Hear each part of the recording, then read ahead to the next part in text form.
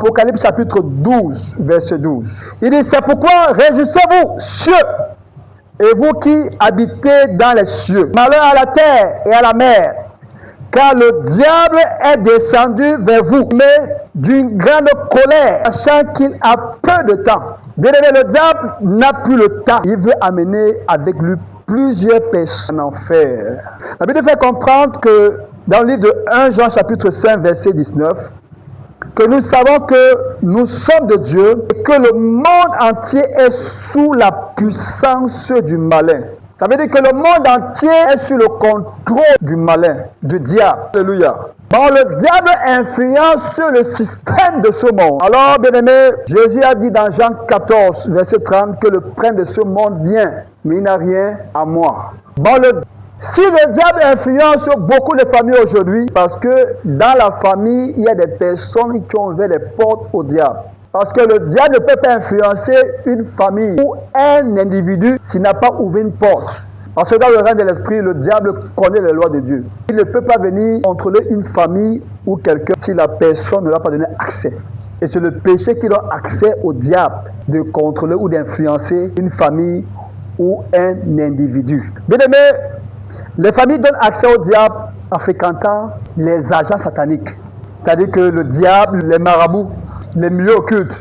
Bon, si quelqu'un dans une famille fréquente les marabouts, ça veut dire qu'il a donné accès au diable de contrôler sa famille. Le diable ne peut pas contrôler une famille si on ne l'a pas invité.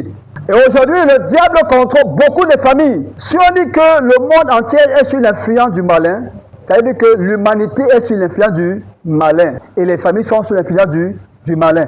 Le diable, comme il est malin, il sera sûr d'envoyer un agent, un de ses serviteurs dans chaque famille, dans chaque maison, pour contrôler toute la famille. Et il commence soit par une personne. Vous savez, beaucoup de nos familles aujourd'hui ne connaissent pas le Seigneur. Et encore dans le passé, beaucoup ont cherché les voies obscures.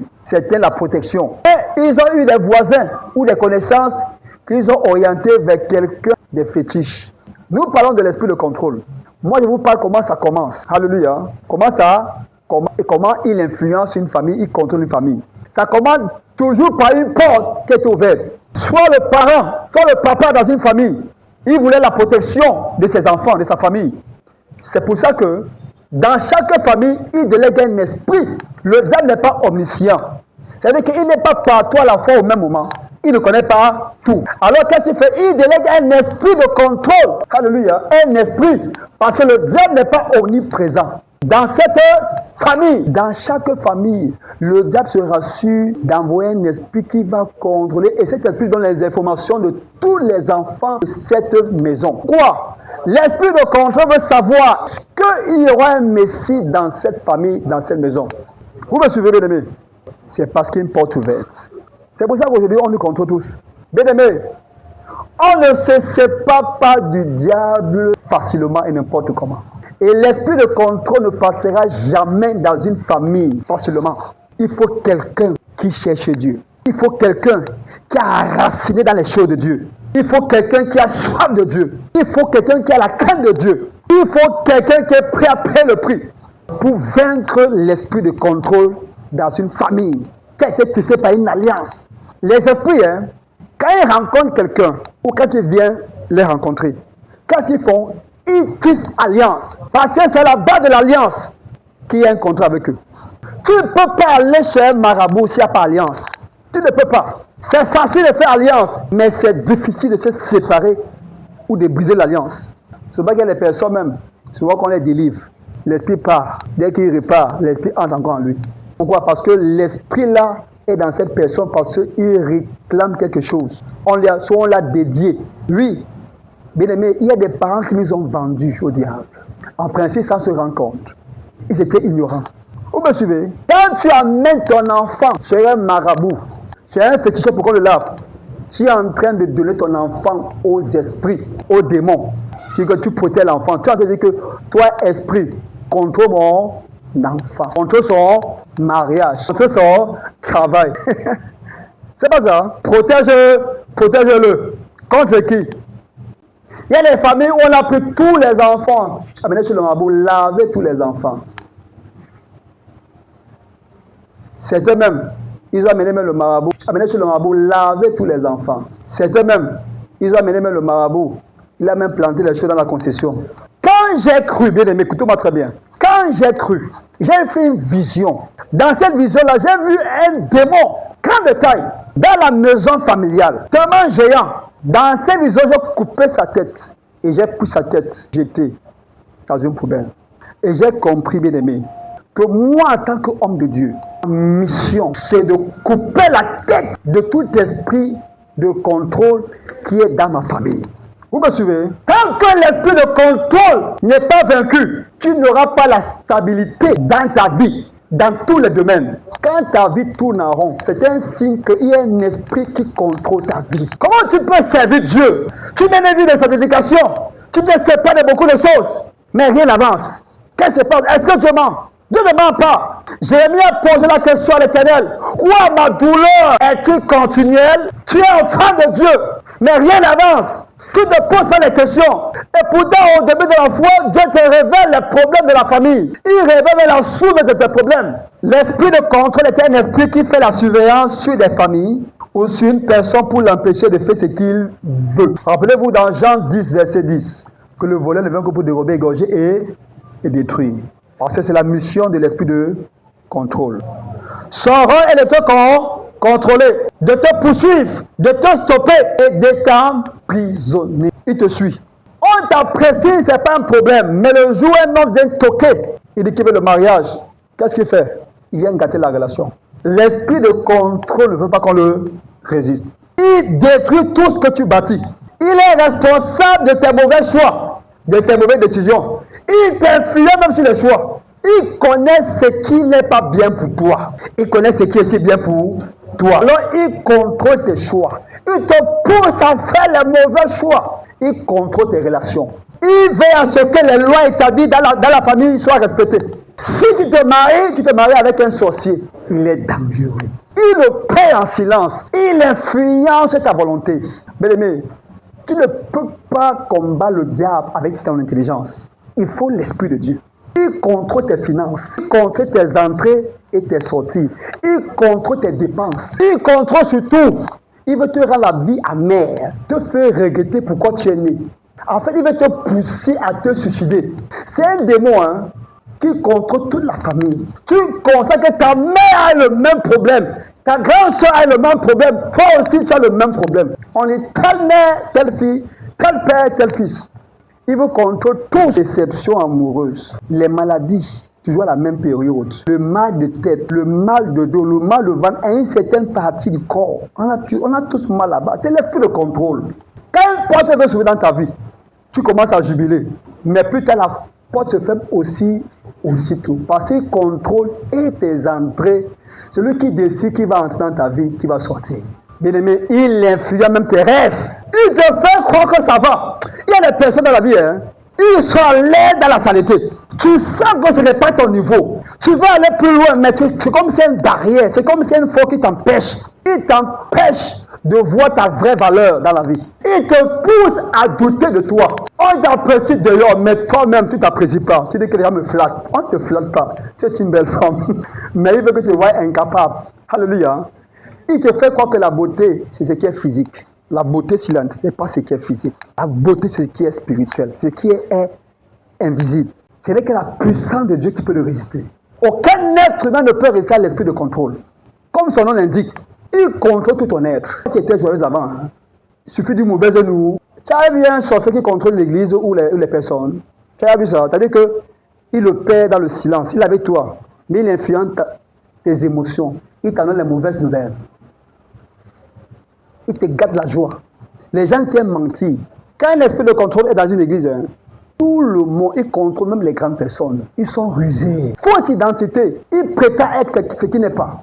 Il collecte de tout le monde. Lisons le livre de Romains chapitre 7, verset 14 à 20.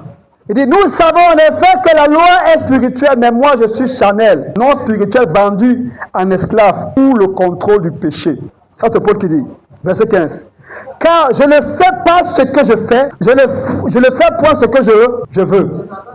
Et je fais ce que je hais. Or, si je fais ce que je ne veux pas, je reconnais par là que la loi est bonne.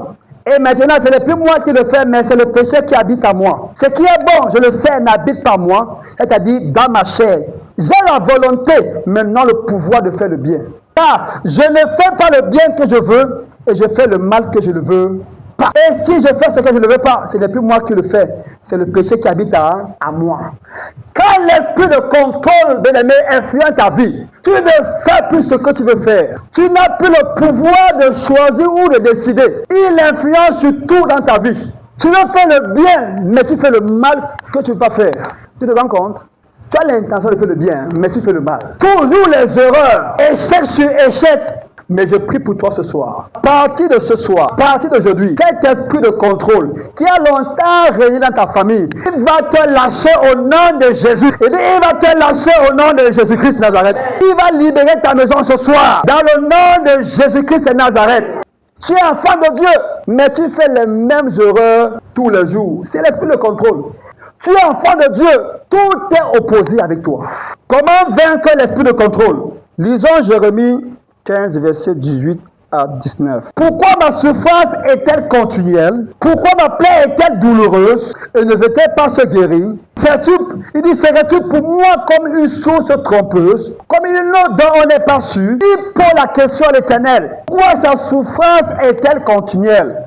Pourquoi ma plaie est-elle douloureuse et ne veut pas se guérir? Seras-tu pour moi comme une source trompeuse, comme une eau dont on n'est pas sûr? Seulement tu te poses la question, mais depuis le ciel, Seigneur, pourquoi les choses ne changent pas? Pourquoi rien n'avance comme il se doit? Est-ce qu'on m'a trompé? Est-ce qu'on m'a dit des choses qui n'étaient pas vraies?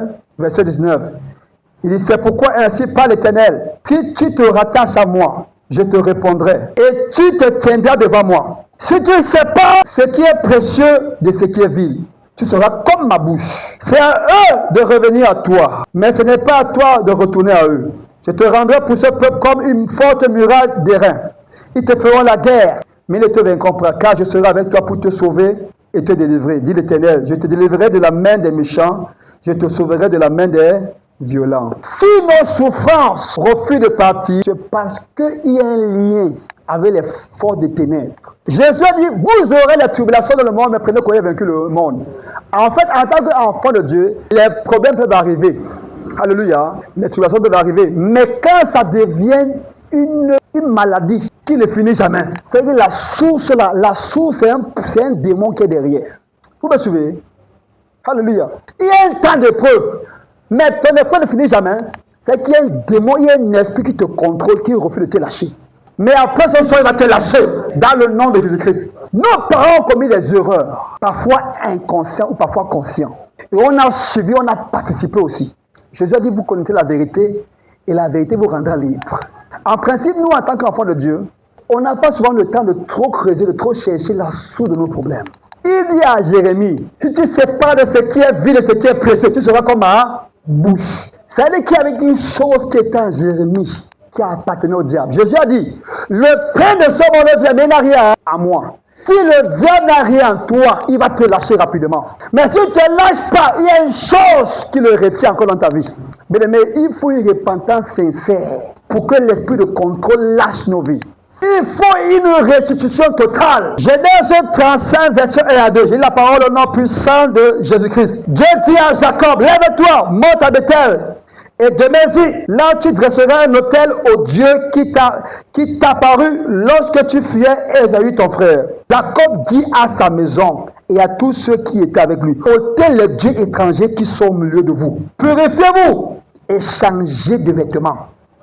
Alléluia. Il dit quoi? Il dit, ôtez les dieux étrangers qui sont au milieu de vous. Purifiez-vous et changez de vêtements. Si tu n'ôtes pas les choses démoniaques dans ta vie, dans ta maison, oh mon Dieu, tu n'auras jamais la délivrance complète.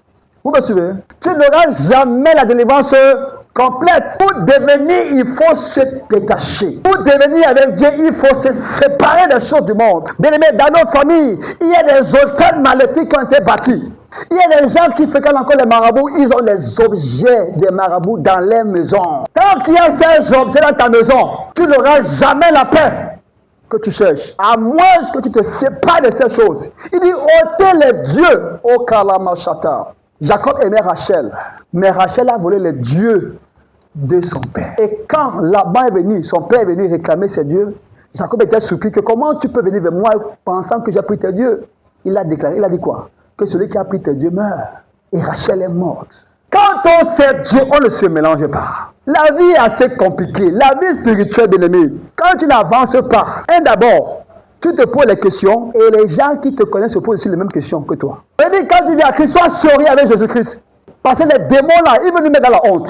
Mais depuis 10 ans, 15 ans, il dit qu'il va à l'église, mais rien de bon ne change dans sa vie. Dieu a dit à Abraham, quitte la maison de ton père. Son père était idolâtre. Il dit, quitte la maison de ton père. Dieu ne pouvait rien faire avec Abraham dans la maison idolâtre. Il y avait d'autres dieux qui influençaient la destinée de tous les enfants de Terah, le père d'Abraham. Et Dieu savait que tant que Abraham est là-bas, l'esprit de contrôle va le contrôler. Il ne pourra pas accomplir une grande mission. Il dit, quitte la maison de ton père, va dans une nation que je te montrerai. On dit, Abraham obéit et parti. Bien aimé, avec Dieu, on n'obéit pas. On dit, il ne savait pas où il partait, mais il est parti. Avec Dieu, on ne se pose pas 1000 questions, on obéit. Contrôle. Pour le vaincre, il faut une séparation totale. Il faut une repentance sincère.